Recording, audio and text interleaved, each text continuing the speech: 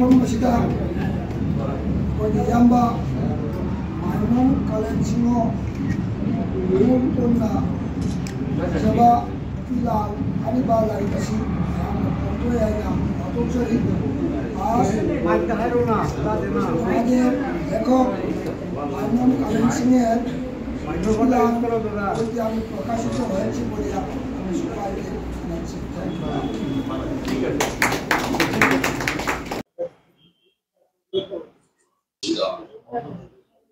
Sanskritan Madhuri has been Sanskritan Madhuri has been declared. আমি আনন্দিত যে আমার হাত দিয়ে নটভূষণ মাইমোম মমোদন সিংহ, আমরা কালেন সিংহ বলেই তাকে জানি, আর আরেকটি বই আছে উন্মোচিত হলো, পরপর সম্ভবত 4টি বই। এটা দারুণ ব্যাপার। এবং সবচেয়ে বড় জিনিস যেটা শুরুতে শান্তিও বলছিল এখানে দাঁড়িয়ে, যে আজকে আমাদের বরাক উপত্যকা বঙ্গ সাহিত্য সংস্কৃতি সম্মেলনের এই মঞ্চে যে যৌথ ব্যবস্থাপনায় যেটা হলো, এটা ভীষণ গুরুত্বপূর্ণ। এই জন্যে গুরুত্বপূর্ণ, আমি কথা বাড়াবো না, কারণ আজকাল আমরা সমস্ত সেতু পুড়িয়ে দিচ্ছি, এবং এই অবস্থায় দাঁড়িয়ে সেতুকে নির্মাণ করা কত জরুরি। সাংস্কৃতিক সেতু, বোঝাপড়ার সেতু, ভাষার সেতু, মানুষের সঙ্গে মানুষের সেতু। এ কেবল বাঙালির সঙ্গে মণিপুরী নয়, মানুষের সঙ্গে মানুষের সেতু। এটাই আজকে ঘোষিত হলো।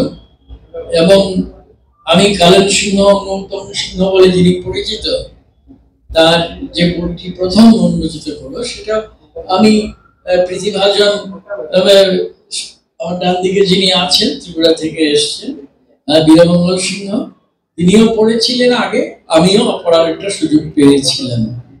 তো এটা বড় আনন্দের দিন আজকের দিন। এবং আমি শান্তির আরেকটি কথা ব্যবহার করছি, এটা একটা ঐতিহাসিক মুহূর্ত। ধন্যবাদ। লেখক লেখিকা এবং বরাকের সাহিত্যপ্রেমী বন্ধুগণ, আপনাদের জানায় আন্তরিক অভিনন্দন ও শুভেচ্ছা।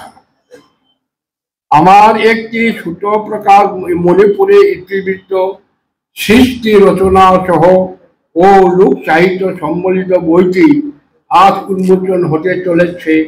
এই বইটি বাংলা ভাষাতে লেখা, এছাড়া মণিপুরি ভাষাতে লেখা আরো 3টি বই যথাক্রমে নবীলাল, সংকীর্তন মাধুরী, সামুলাম চা এবং কাত্তা জয় সিংহ উন্মোচন হতে চলেছে।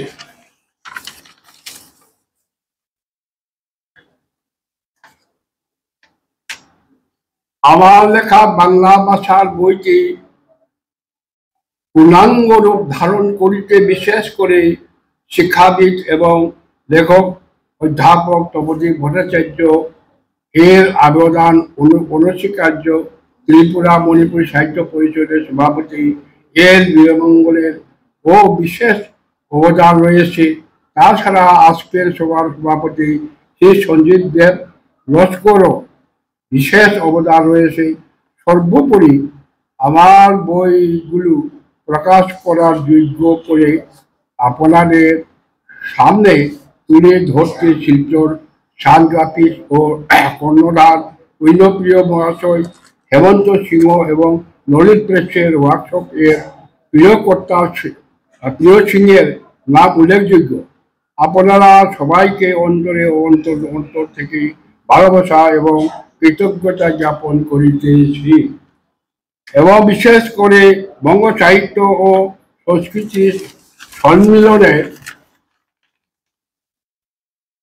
কাছাড় জেলা কমিটি যে উদারতা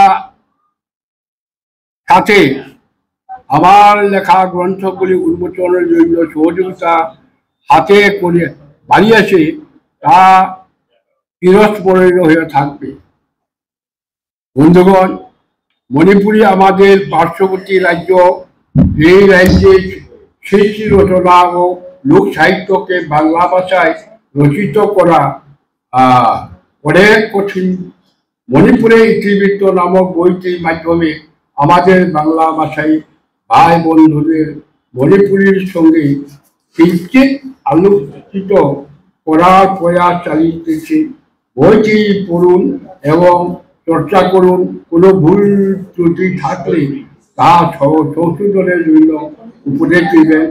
সর্বশেষে আপনাদের অশেষ ধন্যবাদ জানিয়ে আমার এখন এখানে শেষ করছি।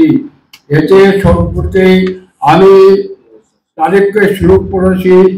চলং চিত্তং চলং বিত্তং চলত জীবন যৌবন চলাচল সর্বং ইদং কৃচিযস্য সজীবতি বলে আমি বলছি। নমস্কার।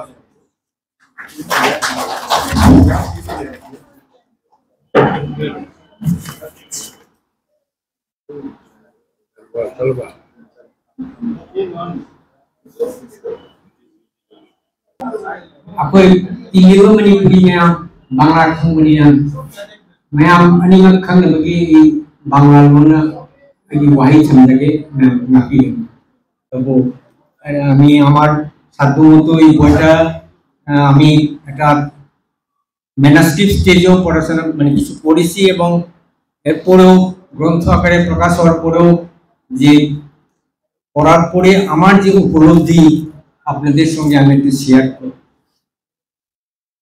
এই বইয়ে মণিপুরের তার যে পৌরাণিক কাহিনী, আপনারা জানেন মণিপুরি হিন্দু ধর্ম গ্রহণ করার আগে তার একটা নিজস্ব ধর্ম ছিল। তার ধর্মীয় দৃষ্টিভঙ্গি থেকে প্রত্যেকটা ধর্মেরই পৃথিবীর সৃষ্টি, মানব জাতির সৃষ্টি এইসব লেখা থাকে তার ধর্মীয় গ্রন্থে। মণিপুরি পৌরাণিক ধর্মগ্রন্থেও তার মতো এই পৃথিবীর সৃষ্টি, মানব জাতির জীবকুলের সৃষ্টির একটা কাহিনী আছে। এই কাহিনীগুলি উনি এই বইয়ের মধ্যে, এই 250 পৃষ্ঠার বইয়ের মধ্যে খুব সুন্দরভাবে এই কাহিনীগুলি তুলে ধরেছেন। মণিপুরের যে অনেক লোককথা, মিথ, এইগুলিও উনি এখানে এনেছেন। তারপরে মণিপুরের ময়রাং পর্ব, ময়রাং কাংলেইনং, ময়রাং পর্বের কাহিনী, এটা মঙ্গল কাব্যের বিভিন্ন পর্যায়ের যে অবতার, এই শেষ ময়রাং পর্বের অবতার হল খাম্বথৈবী মহাকাব্য। এই কাহিনীগুলি একটা সংক্ষিপ্ত কাহিনীর বর্ণনাগুলি উনি এখানে দিয়েছেন। এবং চেথারল কুম্বাবা, মণিপুরের এটা মণিপুরীদের বিশ্বাস 33 খ্রিস্টাব্দ থেকে নঙ্গালাইরেন পাখাংবা মণিপুরের প্রথম রাজা। মণিপুর 7টা ক্লেন, 7টা গোষ্ঠী সম্মিলনে একটা মণিপুরি জাতি। প্রত্যেকটা ক্লেনের একটা অঞ্চলে তাদের রাজত্ব ছিল। নঙ্গালাইরেন পাখাংবা সমস্ত ক্লেনগুলিকে এনে তিনি মণিপুরি জাতি প্রথম রাজা হন এবং বিভিন্ন ক্লেনের যে তার ভাষা ডাইলেক্টগুলিকে মিলিত করে আজকে মণিপুরি ভাষার সৃষ্টি করেন। এই নঙ্গালাইরেন পাখাংবের থেকে 33 AD থেকে একটা ডায়েরি লেখার ঢঙে মণিপুরের যে ইতিহাসগুলি পর্যায়ক্রমিকভাবে লেখা হয়েছে, এটাকে বলা হয় চেথারল কুম্বাবা। 33 থেকে আপ টু শেষ রাজা পর্যন্ত তার ধারাবাহিকভাবে লেখা হয়। মণিপুরের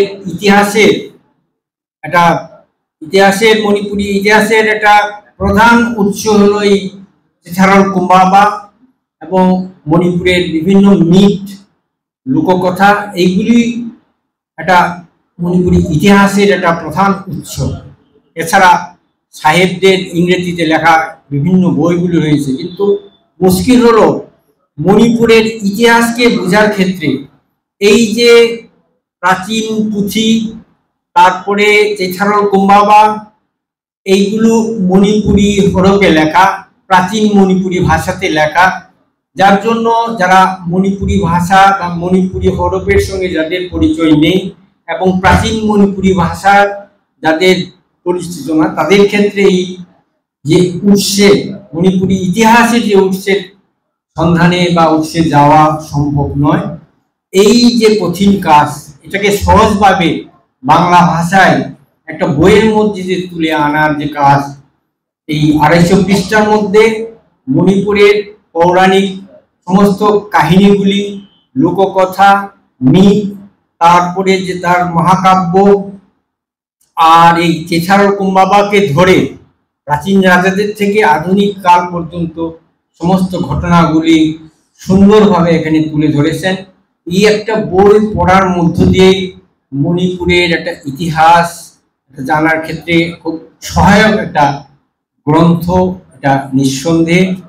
এবং শুধু বাঙালি ভাষাভাষীদের জন্য নয়, মণিপুরি ভাষাভাষী যারা, অনেকে প্রাচীন মণিপুরি লিপির সঙ্গে পরিচিত নয়, প্রাচীন মণিপুরি ভাষার সঙ্গে তারা পরিচিত নয়, অথবা বইগুলি পুঁথি আকারে, অনেকটাই পুঁথি আকারে আছে। কিছু মণিপুরি হরফে লেখা পুঁথিগুলি বাংলা হরফে আধুনিক মণিপুরি ভাষায় কিছু বই প্রকাশিত হয়েছে, কিন্তু সার্বিকভাবে সবগুলি একটা বইয়ের মধ্যে পাওয়া সম্ভব ছিল। শুধু 40 বইয়ের মধ্যে এগুলো আছে, সবগুলো নিয়ে একটা বইয়ের মধ্যে নিয়ে আসা, একটা 2 মলার বইয়ের মধ্যে একটা মণিপুরের ইতিহাসগুলি জানার ক্ষেত্রে বাঙালি সহ মণিপুরিরাও এখানে একটা খুব সহায়ক। এবং মণিপুরের বাইরে আমরা যারা আছি, আসামে, ত্রিপুরায় এবং বাংলাদেশে, তাদের কাছে তো এটা একটা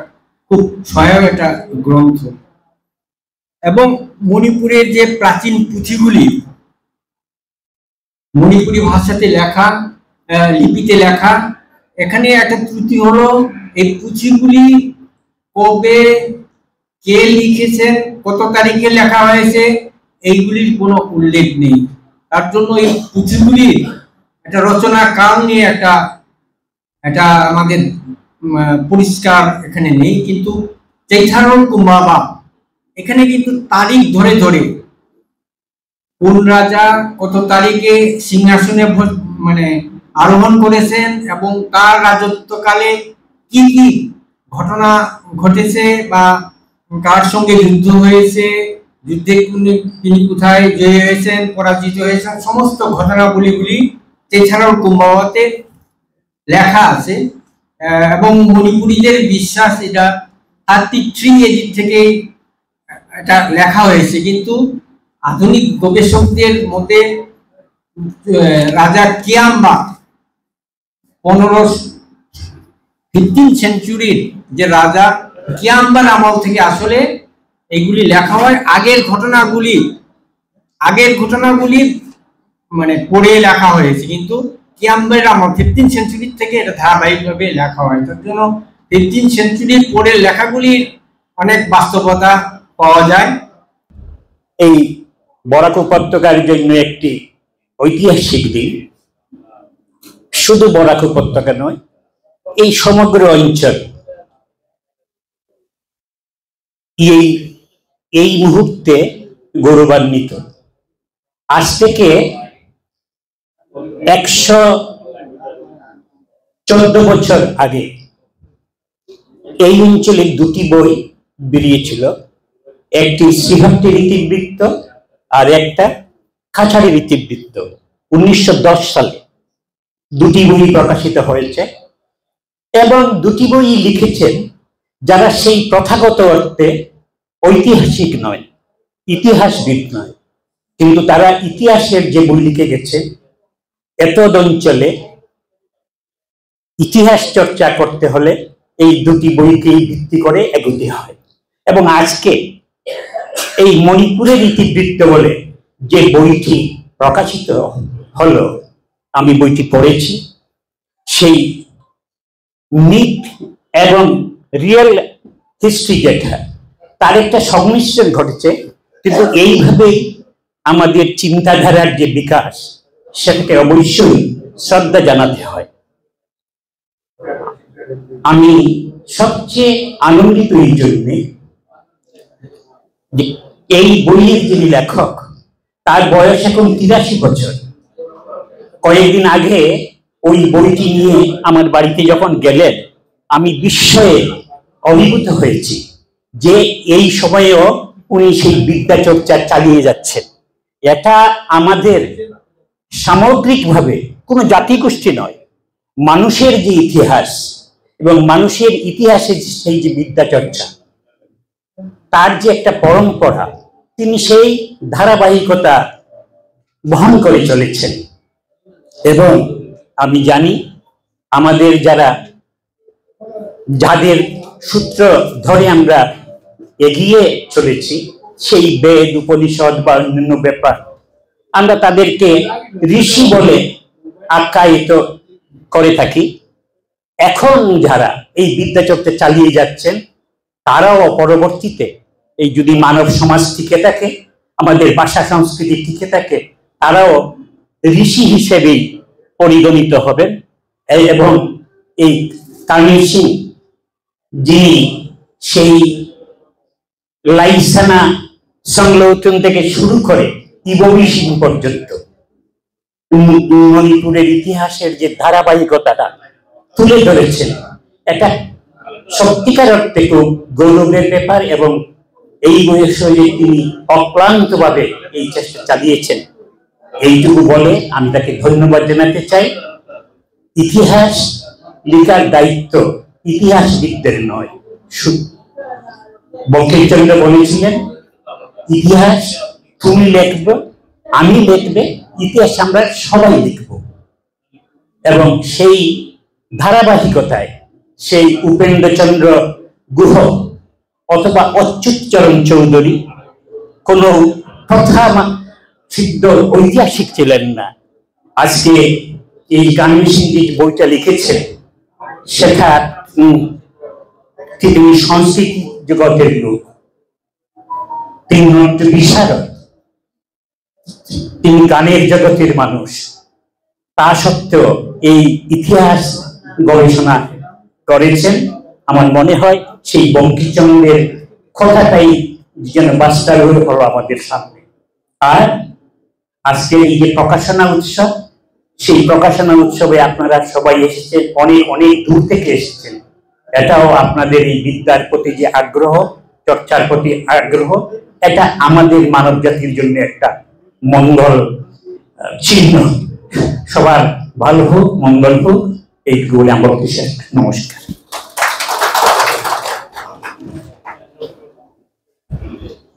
এই মুহূর্তে এছাড়া আর কোনো কথা বক্তব্য বলে আমি থাকতে পারে বলে আমি মনে করি না।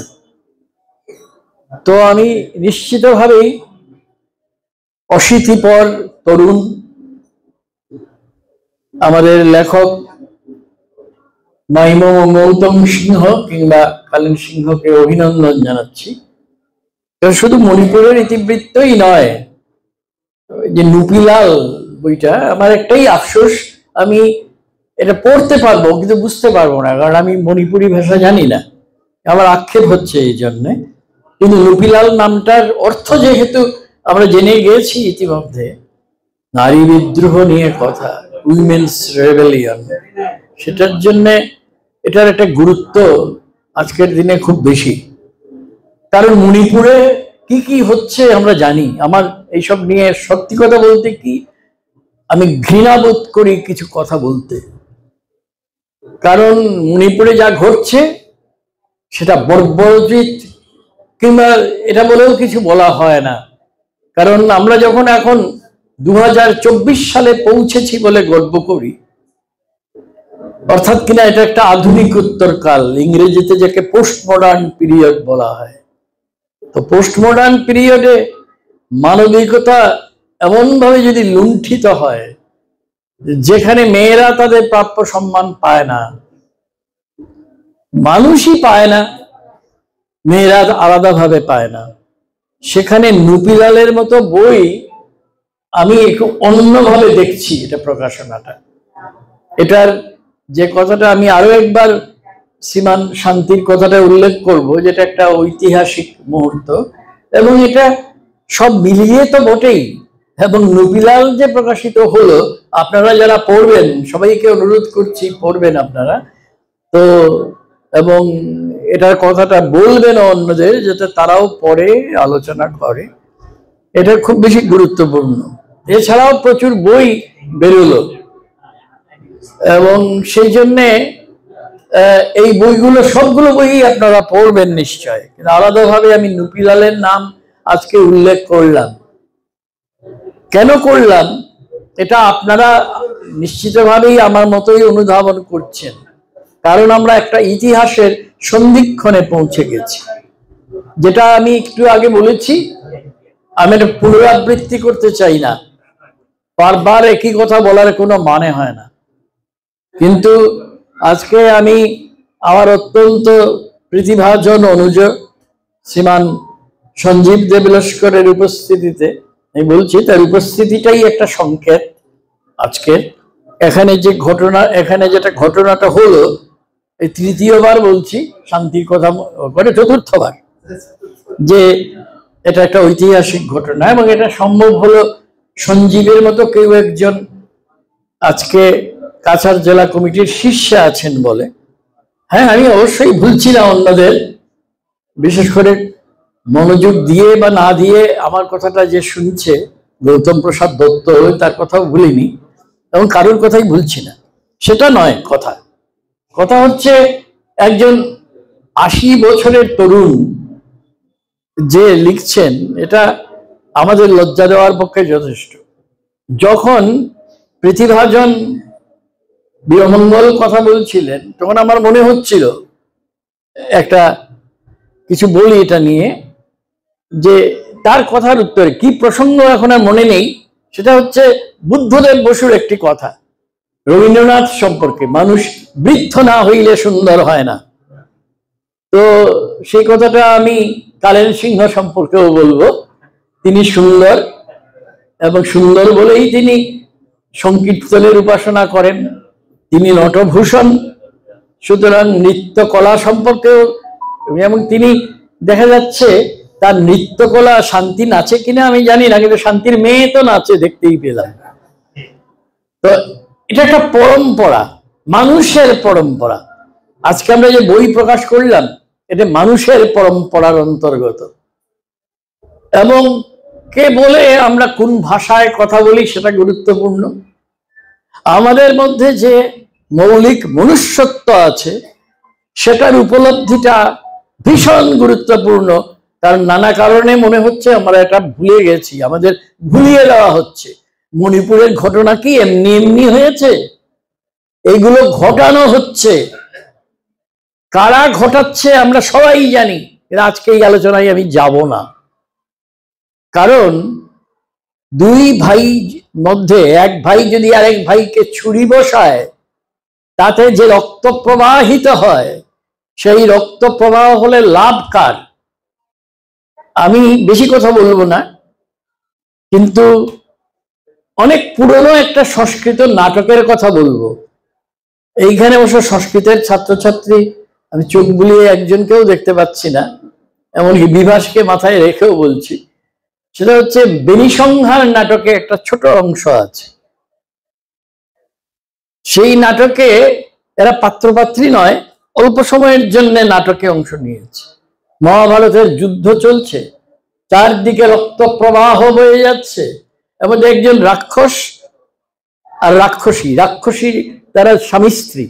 রাক্ষসীর নাম রুধিরগন্ধা, অর্থাৎ বুঝতেই পারছেন নামের অর্থ, রুধির মানে রক্ত, রুধিরগন্ধা।